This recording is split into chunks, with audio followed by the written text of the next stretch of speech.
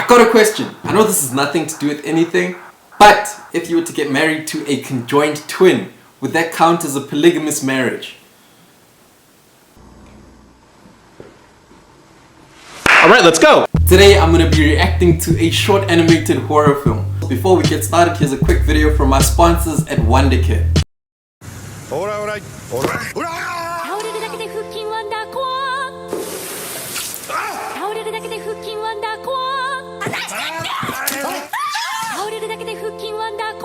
I'm kidding, I'm not sponsored. I just found the commercial funny, so I thought I'd share it with you guys. Anyway, onwards and upwards to the actual video.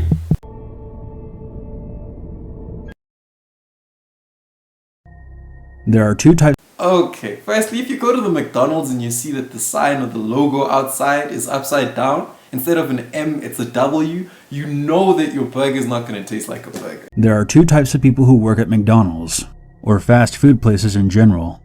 There are ambitious, intelligent people who are trying to work hard to achieve a goal, in the hopes that one day they'll be able to quit for the sake of something better. And then there are the losers. The losers. Those with no ambition who have given up and have no desire to achieve anything other than a weekly paycheck. I like to consider myself in the first category. As I was working hard to afford my apartment while taking classes at the local community college, I normally worked the later shifts at the drive-thru window, which is the one spot most employees hated working the most. You constantly have to deal with extremely impatient, oftentimes very rude people who are on their phones or have music blaring, and oftentimes don't realize that I wasn't the individual who took their order, so it's not my fault if it's wrong. In addition to that, you're pretty much constantly on your feet and exposed to the elements. No matter how cold, windy, or rainy it is, you have to keep leaning out into it, wishing that you were in a warm car about to drive away from this place. My point being is, please try to be more kind and patient with the drive-thru people.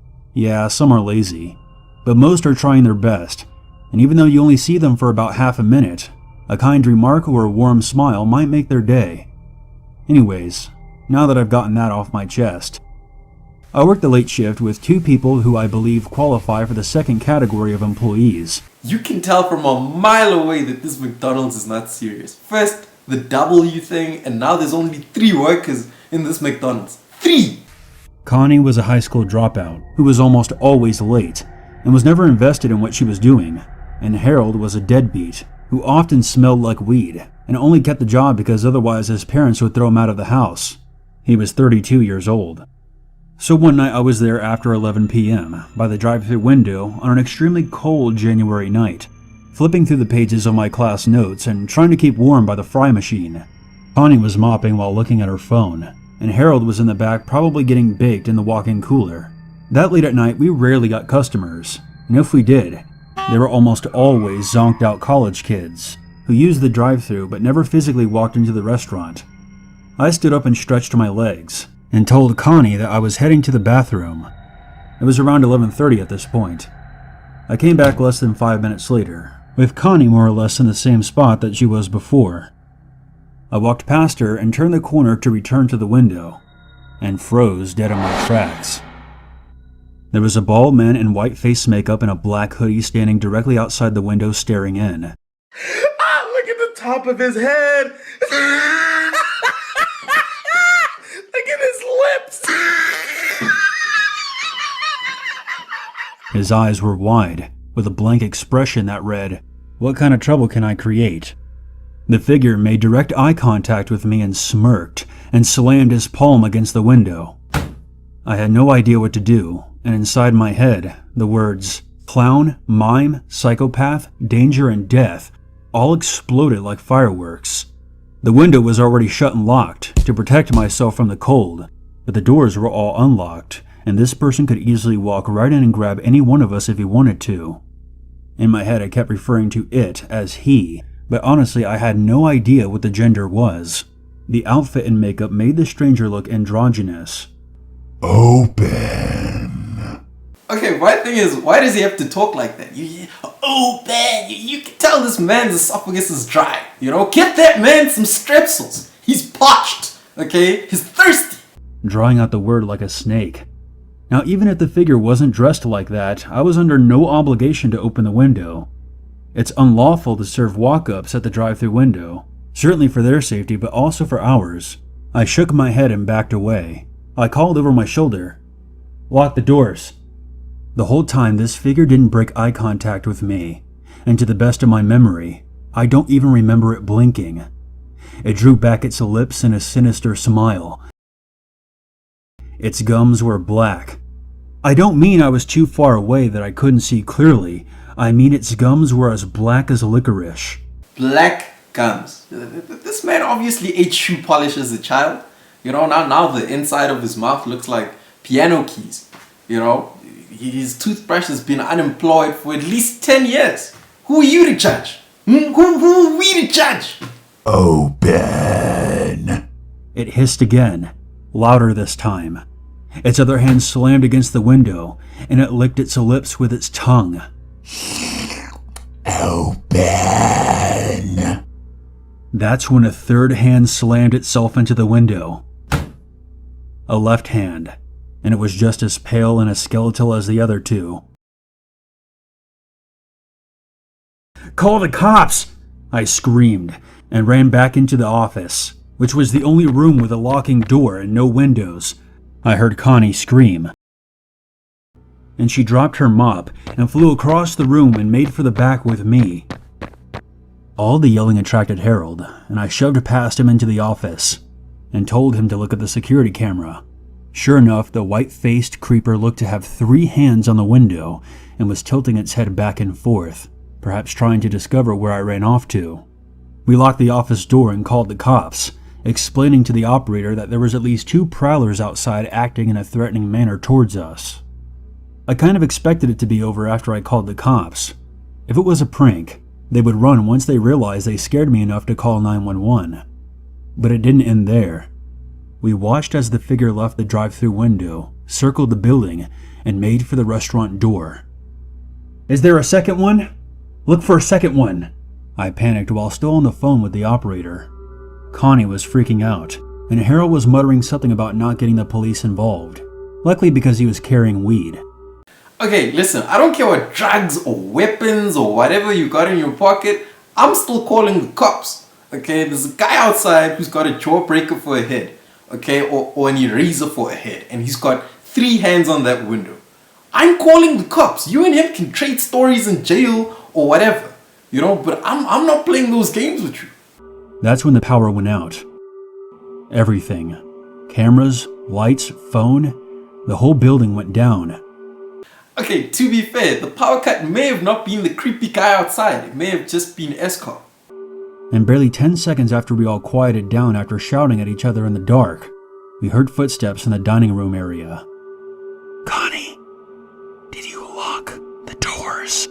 I whispered. She didn't reply. I think she had her hand pressed over her mouth. Disappoint me again, my man. You see, this is the problem with teamwork. They give you simple instructions. Lock the doors. Here you are busy texting your ex. You're busy. Huh? There's a guy kissing the window and he's got 3 hands on the window. Yeah, you're busy texting your ex. Since you're bad at following instructions, do you want to just let him in? He said open the door. Do you want to just let him in as well?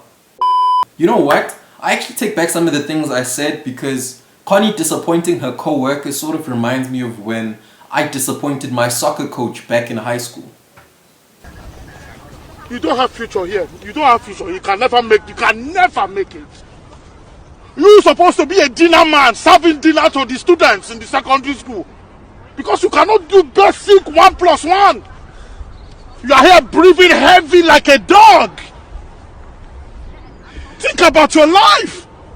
You are a failure. You are a failure. You can never make it. You know you cannot make it. You need to be cutting grass, making this place fresh for the actual footballers that want to use this place.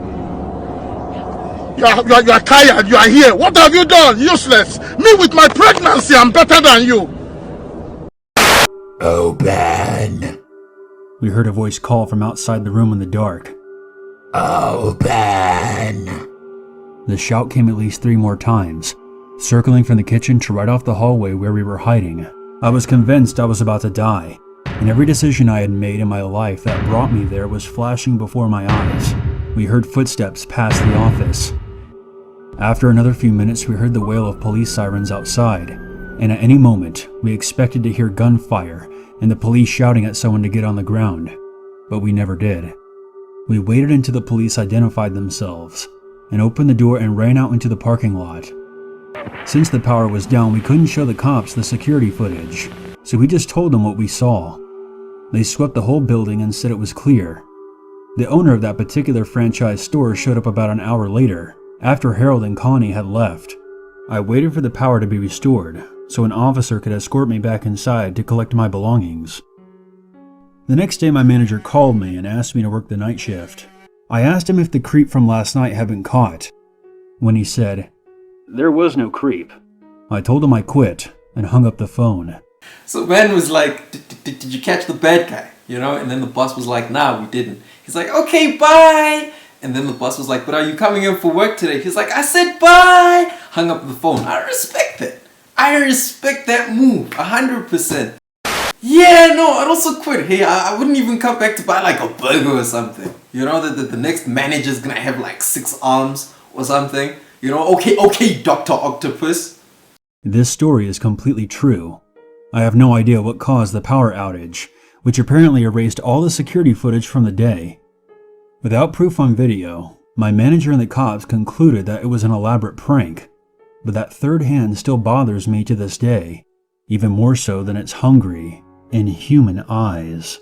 Sure, it could have been a prank, but I wish someone would just confirm that for me, so I can sleep again. Keep your windows locked at night, and if you hear someone tapping from behind the curtains, don't open them. You know, I like the overall message from the video to rather be safe than sorry, especially under our current climate. But if you've done anything illegal for the sake of a good laugh, please comment your crime below. That will be greatly appreciated. I'm kidding, please don't comment your crimes below. Please. But anyway, I hope you guys liked the video, and I don't mean enjoyed the video, I mean pressed the like button, because yeah. Also, if you haven't already, please do subscribe. See you next time.